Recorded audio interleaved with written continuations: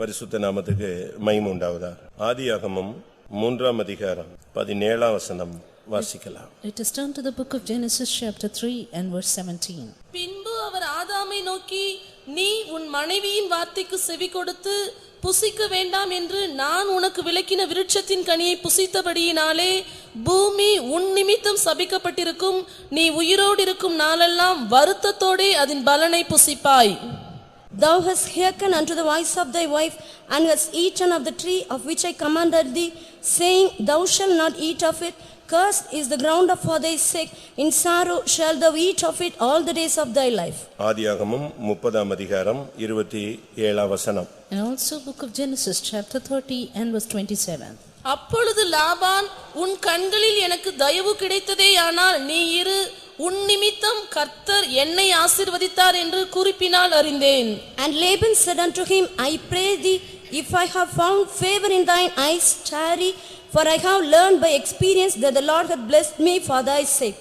கர்த்தருடைய பரிசுத்த நாமத்துக்கு மகிமை உண்டாவதாக. Glory be to God's holy name. இந்த வேளையில நாம் சிந்திக்க போகிற தேவனுடைய வார்த்தை நம் நிமித்தம் ஆசீர்வாதமா நம் நிமித்தம் சாபமா. The word of God that we are going to learn about this night is whether blessing through us or curse. ஒரு புருஷன், ஒரு மனைவி, ஒரு தாய், தகப்பன், ஒரு ஊழியன், ஒரு விசுவாசி, ஒரு தேவனுடைய பிள்ளை, இல்லாவிட்டால் ஒரு சகோதரன், சகோதரி என்று பலவித பெயர்களில் நாம் அழைக்கப்படுகிறோம். We have been called by various names, saying servant of God, believer, father, mother, sister, brother, and things like that. இப்படி பல விதங்களில் நாம் அழைக்கப்பட்டாலும் நம் நிமித்தம் நம்முடைய குடும்பத்திற்கு, நம்முடைய வேலை ஸ்தலங்களுக்கு, இல்லாவிட்டால் நம்முடைய சபைக்கு ஆசீர்வாதம் இருக்கிறதா சாபம் இருக்கிறதா என்பதை நாம் இந்த மாலை வேளையில் சிந்திக்கலாம். Though we have been called by various names, let us meditate this night whether there is blessing or there is curse through us in the family and in the church. முதலாவது வாசித்த வேத பகுதியை நாம் பார்க்கும் பொழுது உன் நிமித்தம் பூமி சபிக்கப்பட்டிருக்கும் என்ற ஒரு வார்த்தை சொல்லப்பட்டிருக்கிறது. The first key verse says, Cursed is the ground for thy sake. இரண்டாவது பகுதியில பார்க்கும் பொழுது உன் நிமித்தம் கர்த்தர் என்னை ஆசீர்வதித்தார் என்று சொல்லப்பட்டிருக்கிறது. And in the second key verse it is said, The Lord hath blessed me for thy sake. ஒரு புருஷன் தன்னுடைய குடும்பத்துக்கு ஒரு ஆசீர்வாதமாக இருக்க வேண்டும். A husband should be a blessing to his family. ஒரு மனைவி அந்த குடும்பத்துக்கு ஆசீர்வாதமாக இருக்க வேண்டும். A wife should be a blessing to her family. ஒரு பிள்ளை அந்த குடும்பத்துக்கு ஆசீர்வாதமாக இருக்க வேண்டும். A child should be a blessing to the family. ஒரு ஊழியன், ஒரு விசுவாசி சபைக்கு ஆசீர்வாதமாக இருக்க வேண்டும். A servant of God, believer, should be a blessing to the church. ஒரு ஊழியன் விசுவாசிகளுக்கு ஆசீர்வாதமாக இருக்க வேண்டும். Servant of God, a blessing to the believers. இல்லாவிட்டால் நாம் இருப்பதிலே, இல்லாவிட்டால் நாம் உயிரோடு செயல்படுகிறதுனால எந்த விதமான பயனும் இல்லை. Else there is no use of we being alive.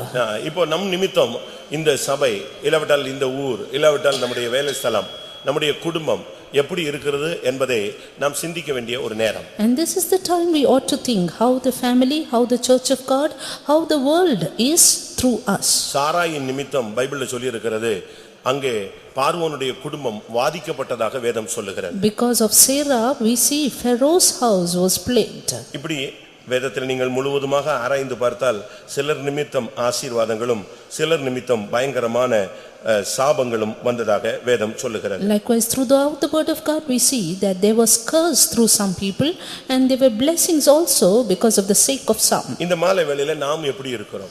This evening how are we? நான் இந்த சாபத்தின் பக்கத்துல இப்ப போக விரும்பவில்லை. I don't want to go to the part of curse. யார் நிமித்தம் யார் எப்படி இருந்தால் ஆசீர்வாதம் பெற முடியும் என்பதை நான் உங்களுக்கு சில வசனங்கள் மூலமாக சொல்ல விரும்புகிறேன். Through certain verses I want to point out how we should be that we might be blessing for others. ஆபிரகாமும் சாராளும் பயணத்திலே போகும் பொழுது ஒரு பிரச்சனை வருகிறது. Abraham and Sarah when they took a journey there was a problem. கானான் பயணத்திலே அவர்கள் பார்வோனுடைய கையிலே, இல்லாவிட்டால் ஒரு அந்நிய வல்லமையினுடைய கையிலே அவர்கள் சிக்குகிறார்கள். In the journey towards Canaan they were entangled in a strange power. அந்த இடத்துல ஆபிரகாம் செயலற்று போய் விடுகிறார். Abraham remained without functioning. அவனால் பேச முடியாது, நியாயம் பேச முடியாது. He could not speak, justify. சண்டை போட முடியாது. He could not quarrel. தப்பி போக முடியாது. He could not escape. விலகி செல்ல முடியாது. He could not get rid. இப்படி பல விதங்களிலே அவன் சிக்கிக் கொண்டான். In various ways he was entangled. கடைசியில அவன் அப்படியே அந்த பாதையில தன்னை ஒப்புக்கொடுத்து விடுகிறான். Finally he surrendered himself entirely. கர்த்தர் அந்த இடத்துல நின்று அவனுக்காக யுத்தம் செய்கிறார். But there the Lord stood for him and fought for him. அப்பொழுதுதான் அந்த ராஜாவினிடத்துல கர்த்தர் சொன்னார், நீ அழைத்த அந்த சாராயின் நிமித்தம் உன் குடும்பம் பாதிக்கப்படும். It is then the Lord said to the king that because of the Sarah whom you have called to be with you, I will. இதே போன்ற பாதை ஈசாக்குக்கும் ரெபெக்காளுக்கும் வந்தது.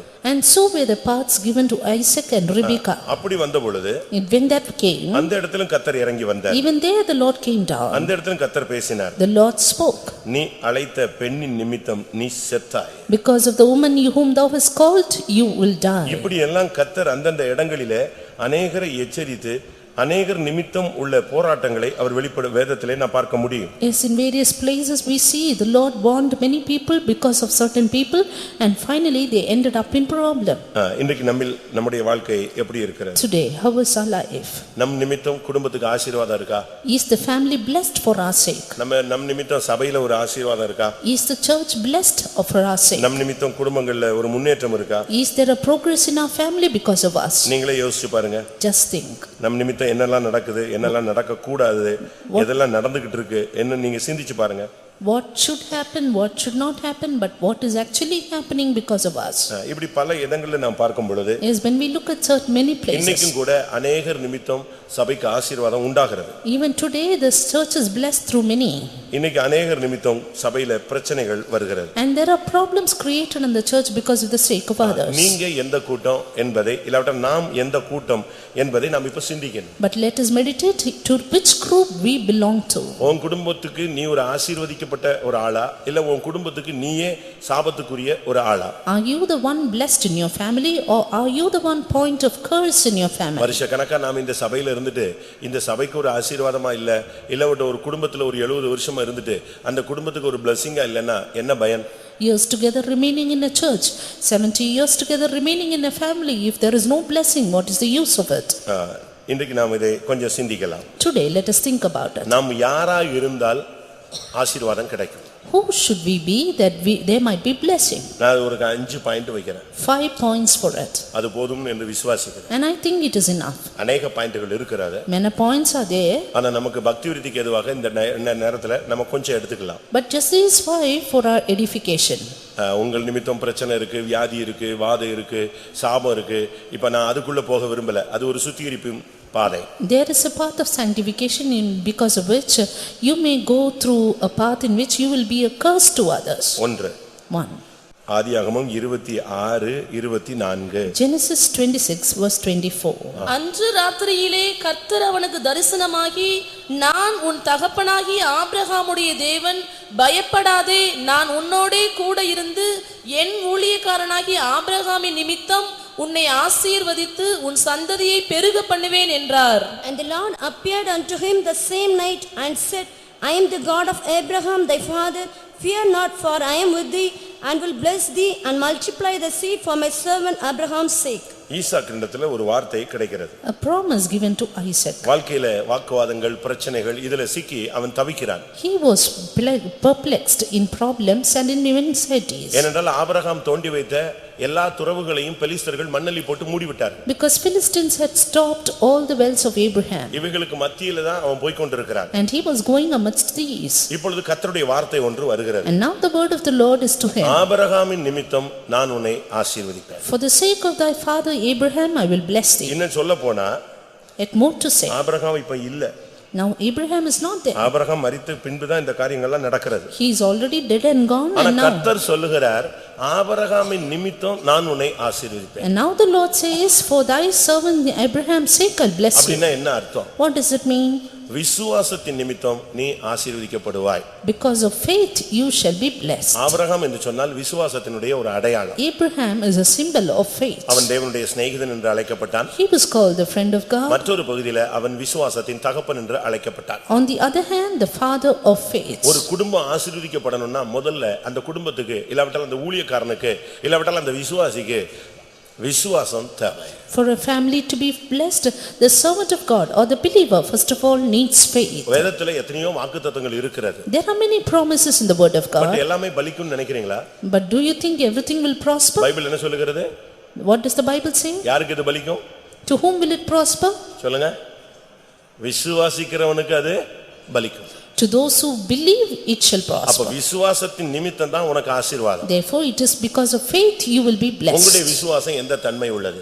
Of what kind is your faith? உங்களுடைய விசுவாசம் எப்படி இருக்கோ அதுக்கு ஏத்தவண்ணமா தான் உனக்கு காரியங்கள் வாய்க்கும். As to how your faith is, so will you prosper. அதனால தான் ஆண்டவராகிய இயேசு கிறிஸ்து இந்த விசுவாசத்தை குறித்து பேசும் பொழுது, That's why Lord Jesus Christ speaking about this faith. ஸ்திரீயே நீ விசுவாசித்தபடியே உனக்கு ஆகக்கடவது. Woman, be it according to thy அப்ப faith. இதுல இருந்து என்ன விளங்கிக் கொள்றோம்? From this what do we understand? விசுவாசம் தான் ஒரு மனிதனுடைய ஆசீர்வாதத்துக்கு காரணம். Faith is the source of a man's blessing.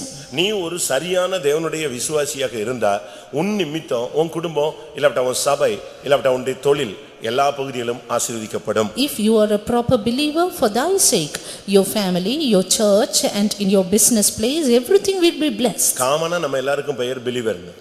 Generally, we are called believers. எல்லாருக்கும் பேர் விசுவாசி. All of us are called believers. ஆனா நம்மில் எத்தனை பேருக்கு விசுவாசம் இருக்குன்னு சொல்ல முடியும்? But how many of us can assure that we have faith? விசுவாசம் எல்லாரிடத்திலும் இல்லையேன்னு தெசலோனிக்கேயர்ல பவுல் பேசுகிறார். In Thessalonians, St. Paul says, not all have the faith. அப்ப अनेகருக்கு விசுவாசமே இல்ல, பட் அவங்க பேர் விசுவாசிகள். Many do not have faith, but still they are called believers. அப்படி இருந்தா நம்ம என்ன பிரயோஜனம் நினைக்கிறீங்க? Then what use is there of us? நீங்களே யோசிச்சு பாருங்க. Just think of it. 2 தெசலோனிக்கேயர் 3ஆம் அதிகாரம் 2ஆம் வசனத்துல விசுவாசம் கடைசியில பகுதியில சொல்லி இருக்கிறது. விசுவாசம் 2 Thessalonians 3:2. விசுவாசம் எல்லாரிடத்திலும் இல்லையே. விசுவாசம் எல்லாரிடத்திலும் கிடையாது. For all men have not faith. அப்ப நமக்கு விசுவாசம் இருந்தா நம் நிமித்தம் நம்முடைய சந்ததி ஆசீர்வதிக்கப்படும். If we have faith through us, our seed will be blessed. இது ஈசாக்குக்கு தேவன் சொன்ன ஒரு வார்த்தை. This was a word given to Isaac. அவனுக்கு தரிசனத்துல தெய்வம் சொன்ன வார்த்தை என்ன? What was the word of God in his dream? ஆபிரகாமின் நிமித்தம் நான் உன்னை ஆசீர்வதிப்பேன். In his vision, the Lord said, for Abraham's sake அப்போ I'll ஒரு bless you. தகப்பன் ஒரு சரியான விசுவாசியா இருந்தா உன் பிள்ளைகள் உன்னுடைய விசுவாசத்தின் நிமித்தம் ஆசீர்வதிக்கப்படுவாங்க. Then if a father is a proper believer, then through you, your seed shall be ஒரு blessed. தாய் நல்ல ஒரு விசுவாசியா இருக்கணும். If a mother is a good believer, ஒரு தகப்பன் நல்ல ஒரு விசுவாசியா இருக்கணும். father is a good believer. விசுவாசி என்கிற ஒரு அவன் சந்தாதாரராக இருக்க கூடாது. Not just a subscriber of இந்த faith. சபைக்கு நீங்க சந்தாதாரரா இருக்க கூடாது. You should not be subscribers in the church. இந்த சபையினுடைய வெல்விஷராகவும் இருக்க கூடாது. You should not be a well-wisher of this இந்த church. சர்ச்சில் நீ ஒரு நல்ல பிலீவராக விசுவாச வீரனாக நீ இருந்தா உன் நிமித்தம் உன் குடும்பமும் சபையும் ஆசீர்வதிக்கப்படும். But if you abide as a good hero of faith, a good believer in the church, through you, your family, your church will be blessed. உங்களுக்குள்ள நல்ல ஒரு விசுவாசத்தை பயிற்சிவீங்க. Exercise a good faith within you. தீமோத்தேயுவை படிச்சு பார்க்கும் பொழுது Reading in Timothy, அங்கே பாட்டிக்குள்ள இருந்த விசுவாசம், there the faith in the grandmother, அடுத்த தாய்க்குள்ள இருந்த விசுவாசம், then the faith in the mother. உங்க அம்மா புத்தி அப்படியே இருக்கு அப்படின்னுலாம் சொல்லல. And he doesn't say your mother's wisdom is in you, உனக்கு தாய்க்குள்ள இருந்த விசுவாசம் தான் அந்த வசனம் சொல்லுகிறது. but the faith of your mother is in you. 2 தீமோத்தேயு 1ஆம் அதிகாரம் 5ஆம் வசனம். 2 Timothy chapter 1 verse 5. அந்த விசுவாசம் முந்தி உன் பாட்டியாகிய லோவிசாளுக்குள்ளும் உன் தாயாகிய ஐனிகேயாளுக்குள்ளும் நிலைத்திருந்தது, அது உனக்குள்ளும் நிலைத்திருக்கிறது என்று நிச்சயித்திருக்கிறேன். When I call to remembrance the unfeigned faith that is in thee, which dwelt first in thy grandmother Lois and thy mother Eunice, and I am persuaded that in thee also.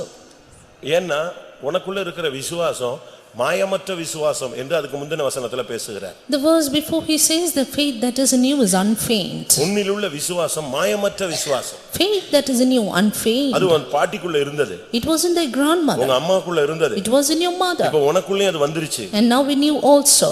பாருங்க அந்த விசுவாசம் எப்படி ஒரு சந்ததிக்குள்ள ஆளுகை செய்கிறது. Look at the faith that reigneth in a generation. அப்பாவுடைய சொத்து பிள்ளைக்கு வரும், பிள்ளையுடைய சொத்து அடுத்த பிள்ளைக்கு வரும். The father's property will go to one child and then to the next child. அதுபோல So was it. பாட்டிக்குள்ள இருக்கிற விசுவாசம் மகளுக்குள்ளும், மகளுக்குள்ள இருக்கிற விசுவாசம் தன்னுடைய மகனுக்குள்ளும் கடந்து வந்ததாக வேதம் சுட்டிக்காட்டுகிறது. The word of God clearly points out that the faith in the grandmother came to the mother and then to the child. அப்ப ஆபிரகாமின் நிமித்தம் ஆசீர்வாதம். For Abraham's sake I'll bless. அதனால உங்க தாத்தா நிமித்தம் பாட்டி நிமித்தம் நினைச்சிட கூடாது டக்குன்னு. Don't think that is the blessing through your grandmother and எங்க அப்பா grandfather. நிமித்தம் எனக்கு ஆசீர்வாதம் வந்திருக்குன்னு இல்ல. Not that I'm blessed through my father. ஆபிரகாமின் நிமித்தம், Through Abraham. விசுவாசத்தின் நிமித்தம் உனக்கு ஆசீர்வாதம் உண்டு. By faith you will be blessed. விசுவாசத்தின் நிமித்தம் நீ இந்த சபைக்கு ஒரு ஆசீர்வாதமாக இருப்பாய். By faith you can be a blessing in this church. விசுவாசம் இல்லாமல் தேவனுக்கு பிரியமா இருப்பது கூடாத காரியம். For without faith it is impossible to please God. இன்னைக்கு எத்தனை பேர் இப்படி நம்முடைய வாழ்க்கையில வந்து கொண்டிருக்கிறோம்? How many of us are crossing our paths like this? அடுத்ததாக நாம் பார்க்கும் பொழுது Nextly, லாபான் தன்னுடைய மருமகனை பார்த்து சொல்லுகிறான். Laban says to his daughter-in-law. அவன் சொல்லுகிற வார்த்தை என்ன? What does he say to his ஒரு son-in-law? மருமகனை பத்தி மாமனார் இப்படி எல்லாம் சொல்லுவாருன்னு நமக்கு தெரியாது. We cannot even imagine a father-in-law telling like this. வாசியுங்கள். நம்ம இரண்டாவது வசனம் வாசிச்சோமே, ஆதியாகமம் 30:27. Genesis 30:27. அப்பொழுது லாபான், உன் கண்களில் எனக்கு தயவு கிடைத்ததேயானால் நீ இரு, உன் நிமித்தம் கர்த்தர் என்னை ஆசீர்வதித்தார் என்று குறிப்பினால் அறிந்தேன். And Laban said unto him, I pray thee, if I have found favor in thine eyes, tarry, for I have learned by experience that the Lord hath blessed me for thy sake. நம்ம இப்படி யாராவது சொல்லுவோமா? Can anyone of us tell like எங்க this? மருமக வந்த பிறகுதாங்க எங்க வீடு அப்படியே செழிச்சிருச்சுன்னு சொல்லிடுவீங்களா? After my daughter-in-law came, my house prospered. இல்ல என் மருமக வந்த பிறகுதான் எங்க வீடு செழிப்பா இருக்குன்னு சொல்லுவீங்களா? Only after my son-in-law came, my house is flourishing. இந்த பிள்ளை பிறந்த பிறகுதான் எங்க வீடு நல்லா இருந்துச்சுன்னு நம்ம பிள்ளைகளை பத்தி சொல்லுவோம், பையனை பத்தி சொல்லுவோம். We only say about our own sons and daughters that because of them our family is blessed. அதனால அவனை காட்டுக்கழுத மாதிரி வளர்ப்போம். ஏன்னா அவனுக்கு எல்லா செல்லமும் கொடுத்துருவோம். ஏன்னா இவன் பிறந்த பிறகுதான் செழிப்பு வந்திருக்குன்னு ஃபுல்லா விட்டு கடைசியில அவனே அந்த செல்வத்தை அழிச்சிருவான். Because the family is prospered because of them, finally they grow them up wild and wild, finally they destroy. ஆனா இங்க ஒரு மாமனார் சொல்றாரு, But here a father-in-law நீ says, என் கூடயே இரு, You be with me, உன் son. நிமித்தம் கர்த்தர் என்னை ஆசீர்வதித்தார் என்பதை நான் அறிந்திருக்கிறேன். Then shall I know that because of you, my family is blessed. யார் நிமித்தம்? Because of whom? யாக்கோபின் நிமித்தம். Because of Jacob. யாக்கோபுன்னா என்ன? Jacob, what does it mean? போராடுகிறவன். One who strives. யாரோடு? With whom? தேவனோடு. With God. ஜெபத்துல போராடுகிறவன் நிமித்தம் குடும்பத்துல ஆசீர்வாதம் வரும். There will be blessing in the family through the one who strives in prayer. நீ மனுஷனோடும் தேவனோடும் போராடி மேற்கொண்டாயே. You strove with man and with God and prevailed. ஆனபடியால் உன் பெயர் இஸ்ரவேல் என்று வழங்குவதாக. Therefore your name shall be called Israelis. அப்ப இன்னைக்கு நம்முடைய நிலவரம் எப்படி இருக்கு? Then today how is our name? உங்க வீட்டுக்கு நீங்க குடும்பத்துக்கு ஒரு ஆசீர்வாதமா இருக்கீங்களா? Are you a blessing to your family? நீங்க ஒரு ஆபீஸ் போனீங்கன்னா அந்த ஆபீஸ் உங்கள் நிமித்தம் ஆசீர்வதிக்கணும். Through you your office should be blessed. நீ ஒரு ஊழியத்துல இருந்தேனா உன் நிமித்தம் அந்த ஊழியம் ஆசீர்வதிக்கப்படும். Through you your ministry should be blessed. நீ ஒரு வீட்ல போய் சம்பந்தம் கொடுத்தேனா அந்த நீ உன் நிமித்தம் அந்த குடும்பம் தலை எடுக்கணும். Through you the family you are related in should be blessed. ஐயோ இவ வந்தா அதோட எங்க குடும்பம் போயிருச்சுங்கன்னு சொன்னாங்கன்னா நீ யாக்கோபு அல்ல, ஆபிரகாம் அல்ல. Because this one entered, my family is gone, then you are no more Abraham and Jacob. நீ ஒரு நல்ல விசுவாச வீரனும் இல்ல, நீ ஒரு நல்ல ஜெப வீரனும் அல்ல. You are not a hero of faith nor a prayer warrior. அவன் சொல்றான் பாருங்க, மாமனார் நான் உன்னை கொஞ்ச நாள் என் வீட்ல இருந்தேன், உன்னை பார்த்தேன், உன் நிமித்தம் என் குடும்பத்துல ஒரு ஆசீர்வாதம் வந்ததை நான் அறிஞ்சிட்டேன். The father-in-law says, you be with me for some more time, for I have learned that the Lord hath blessed me for thy sake. அதனால நீ என்னோடு கூட இரு. Therefore you abide with me. எவ்வளவு அருமையான ஒரு வாசகம். What a good word it is. உங்க பிள்ளைகளை பத்தி எப்படி உங்க பிள்ளைகளை சொல்லிடுவீங்க? உங்க மருமக்கள் மருமகனை பத்தி சொல்லுவீங்களா? You will tell about your children, but will you tell about your in-laws? உன்னுடைய வாழ்க்கையில யாக்கோபின் நிமித்தம் ஆசீர்வாதம் வரும். And in your life through Jacob you will be blessed. அதை விட்டுட்டு ஆதாமா இருந்து இல்லாட்ட ஏவாளா இருந்தா உங்க ரெண்டு பேர் நிமித்தம் அந்த குடும்பம் படுற பாடு ஒரு வழி ஆயிடும். Leaving that, if you become Adam and Eve, then there will be great sorrow in your family. அப்படி நம்ம நிமித்தம் வரக்கூடாது. We should not have that for our sake. யாக்கோபு ஒரு ஜெப வீரன். But Jacob was a prayer warrior. நல்ல ஒரு தரிசனம் உள்ள ஆள். A man with good visions. அவனுடைய வாழ்க்கையில பல தோல்விகள் உண்டுங்கிறது நம்முடைய கண்கூடாக நமக்கு தெரியும். With our own eyes we well know that he had failures. ஆனா அதே நேரத்துல But at the same time, அவனுடைய லைஃப்ல ஒவ்வொரு ஸ்டெப்லயும் கர்த்தர் அவனோட இடைபடுறார். in every step of his life the Lord dealt with him. every step அவன் எப்போ தடுமாறானோ அங்க ஆண்டவருடைய ஒரு தரிசனம் இல்லாவிட்டா ஒரு தொடுதல் ஒரு கைடன்ஸ் அவனுக்கு வந்துரும். At every point he stumbles, we can see the touch of God, the guidance of God upon him. ஜெபிக்கிறவன் எந்த சூழ்நிலையிலும் எழும்பிடுவான். A man of prayer will rise up in any நான் situation. இதை காலையில சொன்னேன். I told you this morning. ஒருத்தனுக்கு நீச்சல் தெரிஞ்சிருச்சுனா If a man knows to swim, அவன் குளத்திலயும் அடிப்பான், குட்டையிலயும் அடிப்பான், என்ன கிணத்துலயும் அடிப்பான், கடல்ல போட்டாலும் அடிப்பான், எங்க போட்டாலும், ஏன்னா அவனுக்கு நீச்சல் தெரியும். அதனால அவன் தண்ணிக்குள்ள விழுந்துட்டானே எப்படியாவது வெளியே வந்துருவான். A man who knows to swim, however he is put into whichever water it is, pond or lake or river or sea, he will somehow escape. அதுபோல So is it. ஜெபிக்கிற மனுஷன் எங்க இருந்தாலும் எந்த சூழ்நிலையில இருந்தாலும் அவன் தப்பி வெளியே வந்துருவான். A man of prayer, wherever he is, whichever situation he is in, he will escape. அது உண்மைன்னு சொல்றவங்க கை வைத்து ஒரு அல்லேலூயா சொல்லுங்க. நீங்க உங்க பிள்ளைகளுக்கு ஜெபிக்கிறதுக்கு பிராக்டீஸ் கொடுங்க. Practice your children in prayer. முழங்கால் போட பிராக்டீஸ் கொடுங்க. Practice your children on knees. இருதயத்தை தண்ணீரை போல தேவ சமூகத்துல ஊற்ற பிராக்டீஸ் கொடுங்க. Practice your children to pour their hearts like அதிகாலையில water. எழுப்பி ட்ரெய்னிங் கொடுங்க. And train them up to rise up early. அவனை பிள்ளையானவனை சின்ன வயசுலயே நல்ல ஒரு ஜெப வீரனா உருவாக்கிடுங்க. Train up your children as a good prayer warrior in அவன் childhood. சாகற வரைக்கும் அதை விடாது இருப்பான். Then until death he will not அந்த forsake. பிராக்டீஸ் அவனுக்கு வந்துரும், தானாகவே வந்துரும். He will automatically have that practice. அவனுக்கு பிரச்சனைனா முழங்கால் போட்டுருவான். Even when he is in problem, he will be on knees. ஏன்னா அது பிராக்டீஸ் அவனுடைய ரத்தத்துல அது ஊறி போய்டும். Because it's already in his blood. அதனால தான் யாக்கோபின் நிமித்தம் லாபானுடைய வீடு ஆசீர்வதிக்கப்பட்டது. For Jacob's sake, Laban's house was blessed. பிரேயரை நீங்க விடக்கூடாது. Don't forsake prayer. ஒரு வேளை அந்த டைம் மிஸ் ஆயிடுச்சுனா, If at all, if you miss the time, நீ அதுக்கு ஃபைனோட சேர்த்து செலுத்தணும். and you have to offer it with fine or penalty. கரெக்ட்டா தப்பா? Is it right? ஒரு டயத்துக்குள்ள நீங்க ஒரு ஃபீஸ் கட்டல அப்படினா உடனே என்ன செய்யறான்? அடுத்து எதோட கட்டணும்? With penalty. If you don't offer the fees in time, then you have to offer it with penalty later. அப்படிதானே? Is it not? அப்ப நீ 10 மணிக்கு ஜெபிக்கிறத 10 மணிக்கு ஜெபிக்காம மிஸ் பண்ணிட்டியா? நீ 11 மணிக்கு தான் ஜெபிக்கிறேன்னா கூட 10 நிமிஷம் ஜெபம் பண்ணு. If you want to pray at 10 o'clock but you miss the time, then you pray 10 more minutes extra. அப்படி நீ பண்ணாதான் உனக்கு தெரியும் அதனுடைய கஷ்டம் என்னன்னு. If you do that, then you will know the difficulty. பைபிள்ல சொல்லி இருக்கிறது. Bible says, ஒருத்தன் காணிக்கை எடுத்துட்டான்னா, if a man take an offering, அவன் அதுக்கு எத்தனையோ 5 சேக்கல எத்தனையோ ஒரு பைபிள்ல ஒரு இருக்கு. அதை அபராதமாக அவன் செலுத்த வேண்டும். he should offer some amount of shekels as a penalty. அப்ப உலகத்திலயும் அப்படி இருக்கு, பைபிள்ல அப்படி இருக்கு. And in the Bible, right in the world, it is நீங்க there. ஜெபத்துல போராடணும். You have to strive in prayer. அப்போஸ்தலனாகிய பவுல் ஜெபத்துல போராடுற ஒரு மனுஷன். Saint Paul the apostle was a man who strove in prayer. ஆனா அத ஃபாலோ பண்றது ஒருத்தன் தான் ஃபாலோ பண்ணான். But only one person followed it. ரோமர்கள் நிருபத்துல நான் பார்க்கும் பொழுது, Turning to the book of Romans, 15:32ல பவுலுடைய ஜெப போராட்டம் சொல்லப்பட்டிருக்கிறது. chapter 15 verse 32 says how Paul strove in prayer. நீங்கள் தேவனை நோக்கி செய்யும் ஜெபங்களில் நான் போராடுவது போல நீங்களும் என்னோடு கூட போராட வேண்டும் என்று நம்முடைய கர்த்தராகிய இயேசு கிறிஸ்துவின் நிமித்தமும் ஆவியானவருடைய அன்பின் நிமித்தமும் உங்களை வேண்டிக் கொள்ளுகிறேன். 30 in English.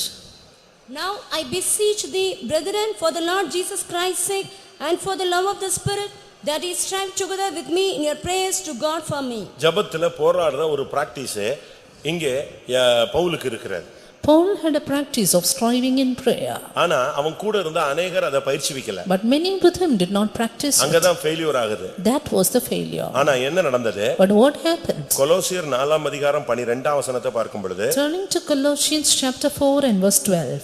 எப்பாப்பிராவும் உங்களுக்கு வாழ்த்துதல் சொல்லுகிறான்.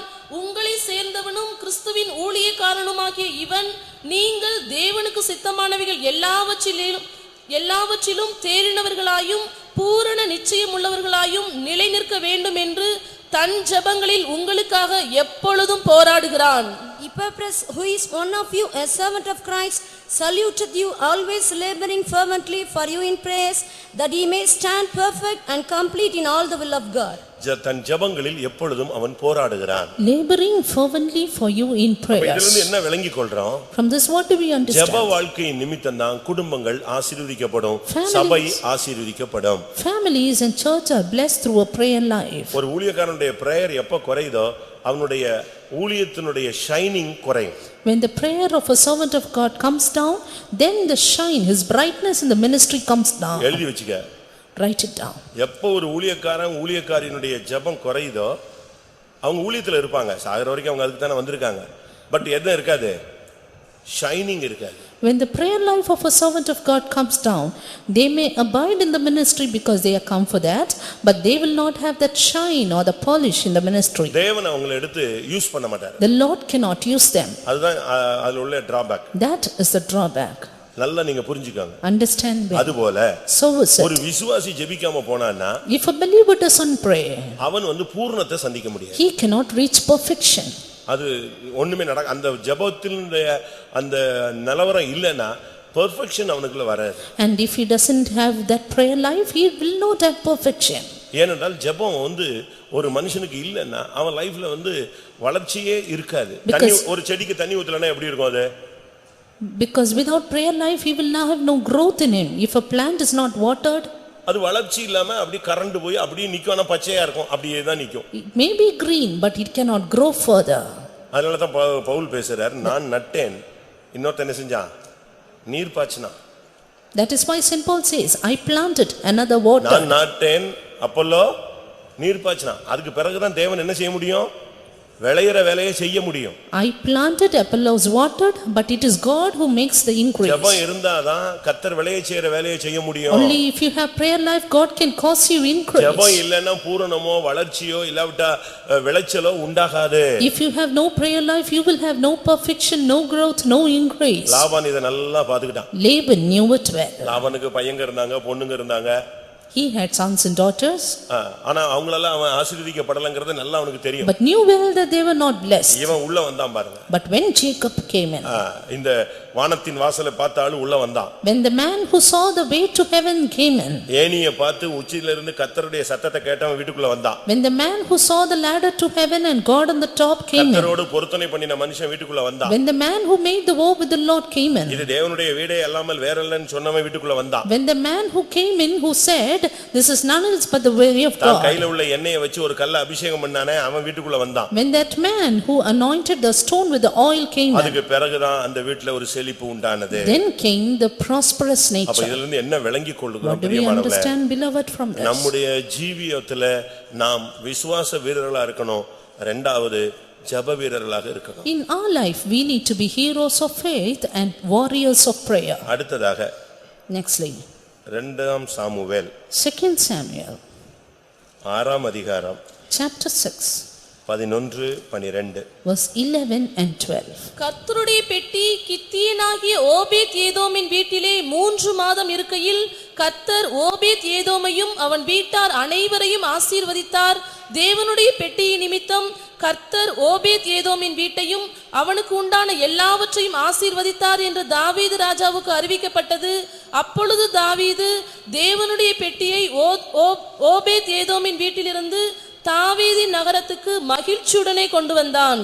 And the ark of the Lord continued in the house of Obed-Edom the Gittite 3 months, and the Lord blessed Obed-Edom and all his household and it was told King David, saying, the Lord hath blessed the house of Obed-Edom and all that pertaineth unto him because of the ark of God. So David went and brought up the ark of God from the house of Obed-Edom into the city of David with gladness. மூன்றாவதாக, Thirdly, 1 ஆபிரகாமின் நிமித்தம், 1 because of Abraham, 2 யாக்கோபின் நிமித்தம், 2 for Jacob's sake, 3 இங்கே சொல்லியிருக்கு பெட்டியின் நிமித்தம். 3 because of the ark of God, உடன்படிக்கை பெட்டியின் நிமித்தம் ஆசீர்வாதம் வந்தது. blessing because of the ark of God. இது எதை காண்பிக்கிறது? What does this show? இந்த பெட்டி ஒரு 3 மாசம் அங்கே அவனுடைய வீட்டில் இருந்து ஓபேத் ஏதோம் என்கிற ஒரு மனிதனுடைய வீட்டில் இருந்தது. The ark of God abode in the house of Obed-Edom for 3 months. அவன் ஒரு middle class people. He was a middle class family. ஆனா என்ன நடந்துச்சு? But what happened? இந்த பெட்டி 3 மாசத்துக்குள்ள அவன் ஃபேமிலிஸ் அதுவாட்டுக்கு செழிக்க ஆரம்பிச்சிருச்சு. Within 3 months after the ark of God came in, it started to prosper heavily. அவனை கர்த்தர் ஆசீர்வதிச்சிட்டாரு. The Lord blessed him, அவன் வீட்டாரை ஆசீர்வதிச்சிட்டாரு. blessed his family, அவன் வீட்டை ஆசீர்வதிச்சிட்டாரு. blessed his house, அவனுக்கு உண்டான எல்லாவற்றிலும் blessing. blessed all that he had. இது எல்லாருக்கும் கண் கூட தெரியுது. And everyone could see it with their own இது eyes. ராஜாவுக்கு போயிடுச்சு news. And the news went to the king. அவன் பார்த்தான், உடனே பெட்டி தூக்கிட்டு ஓடி இருப்பறதுக்கு அவன் வந்துட்டாங்க. Soon he came there to take the ark of God away. இந்த பெட்டி எனக்கு வேணும். I need the ark of God. எப்படி ஒரு சிந்தை வந்துருச்சு பாத்தீங்களா? See what kind of thought came in. எத்தனையோ வருஷமாக அவன் வீட்ல செழிப்பு, ஓபேத் ஏதோம் வீட்ல செழிப்பு கிடையாது. Years together the house of Obed-Edom had no flourishing. ஏதோ பூசி வேலை பார்த்தேன் சாப்பிட்டான் அப்படிதான் இருந்தான். He just ate, he just worked and but அந்த ate. 3 மாசத்துல அவனுக்கு blessing கொட்ட ஆரம்பிச்சிச்சு. But blessings started to drop in all the 3 months. அது எல்லாருக்கும் தெரியுது. Everyone could see. அப்ப எல்லாருக்கும் காரணம் புரிஞ்சுக்கிச்சு. என்னது? All under the reason. எல்லாருக்கும் வெளியரங்கமா அந்த தேசம் முழுவதுக்கும் தெரிஞ்ச ரகசியம் என்ன? What was the secret visible to the whole land? எல்லாருக்கும் வெளியே தெரிஞ்சிருச்சு. என்னது? Visible to everyone. இது அவன் சம்பாத்தியம் கிடையாது. This is not his earning. இது தேவன் ஆசீர்வதிச்சது. This is God's எப்படி blessing. வந்துச்சு? How did it come? எது வந்துருச்சு வீட்டுக்குள்ள? What came into the house? பெட்டி வந்ததுனால தான் இந்த ஆசீர்வாதம். Ark of God came in, therefore the blessing. இதுக்கு பிறகு தாவீது சும்மா இருப்பானா? Will David keep silent? அவன் அவ்வளவும் தார தப்பட்டையோட பரப்பிட்டு வந்துட்டான். பெட்டி என்கிட்ட கொடுத்துட்டு நான் எங்க வீட்டுக்கு கொண்டு போறேன். Soon he came there with dancing to take the ark of God. ஒரு தேவனுடைய பிள்ளை, A child of God. அந்த பெட்டிக்கு பேர் வந்து உடன்படிக்கை பெட்டி. Then ark is called, பிரதிஷ்டை கரெக்டா இருந்துச்சுன்னா உன் மூலமாய் ஆசீர்வாதம் வரும். the ark is called Ark of the Covenant. If your covenant, if your consecration is right, there will be blessing. இது ஆக்சுவலா சண்டேல பேச வேண்டிய subject. This is a subject to be spoken on Sundays. இன்னைக்கு என்னவோ தெரியல உங்களுக்காக அது ரிவர்ஸ் ஆகி திரும்பி வந்து எதேச்சையாக திருப்பப்பட்டு விட்டது. I don't know why, by chance it is turned to you this day.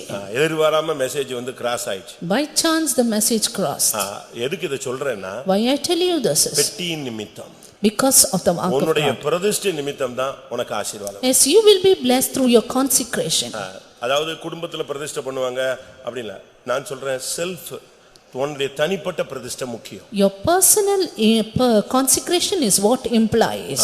நல்லா நீங்க புரிஞ்சுக்கோங்க. Understand well. உன்னுடைய பெட்டியின் நிமித்தம், Because of your ark of God. உன்னுடைய உடன்படிக்கையின் நிமித்தம், Because of your உன்னுடைய covenant. தீர்மானத்துக்காக, Because of your decision. நீ தேவனிடத்துல உனக்கும் தேவனுக்கும் உள்ள அந்த உடன்படிக்கையின் நிமித்தம் தான் உன் குடும்பம் ஆசீர்வதிக்கும். It is because of the covenant, the consecration between you and your God, you are being blessed. அதனால தான் பிரதிஷ்டை பண்ணாதன்னு சொல்றோம். Therefore we say don't make consecration. பிரதிஷ்டை பண்ணிட்டியா சாகுற வரைக்கும் அதை செய்யணும். Once you make it, be faithful unto death. இந்த மார்க்கம் வந்து நிபந்தனையின் மார்க்கம். This is a path of conditions. ஒருத்தன் கல்யாணமே கட்டாம இருந்துட்டே போயிடலாம், பிரம்மச்சாரியா சன்னியாசியாகவே போயிடலாம், பிரச்சனை இல்ல.